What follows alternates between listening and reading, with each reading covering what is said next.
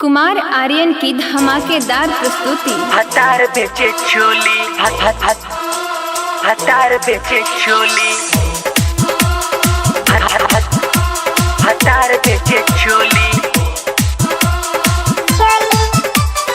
Mix by River Studio, अलोनी Garkha.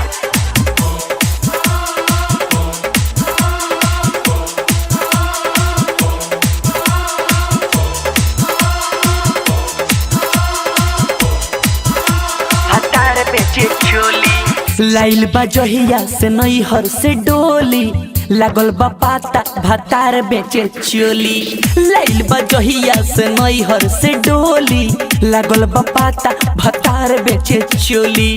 Cycle पल के गावे गावे घूमेला, साइकिल पल के गावे गावे घूमेला।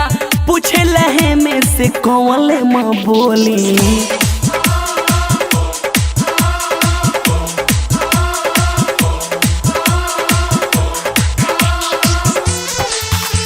हतार बेचे चोली,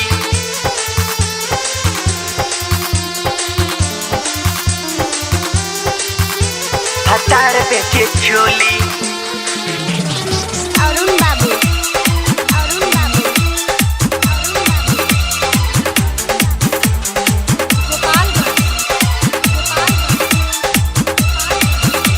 हतार बेचे चोली,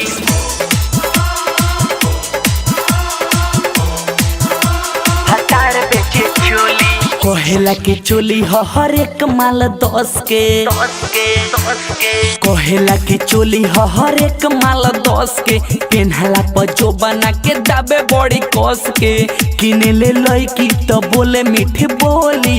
लागल बा पाता भतार बेचे चोली, साइकिल पर लेके गावे गावे घूमेला, साइकिल पर लेके गावे गावे घूमेला।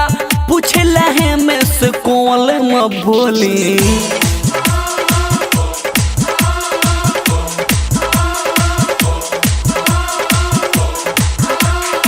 अरुण बाबू, अरुण बाबू,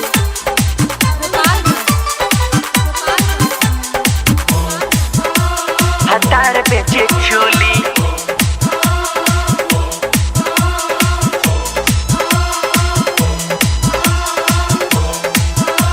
हतार बेचे चोली। अगुआ विकास देले बाटे हमके दर, अगुआ विकास देले बाटे हमके दरद। बोली बिहारी जैसन खोजले ना मरद, अशोक उदय पप्पू करे ले ठिठोली। लागल बा पाता भतार बेचे चोली, साइकिल पर लेके गावे गावे घूमेला, साइकिल पर लेके गावे गावे घूमेला। पूछेला है में से कौन म बोली,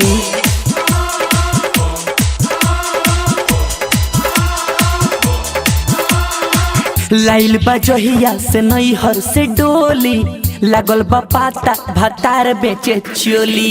लाइल बा जहिया से नैहर से डोली, लागल बा पाता भतार बेचे चोली। साइकिल पल के गावे गावे घूमेला, साइकिल पल के गावे गावे घूमेला।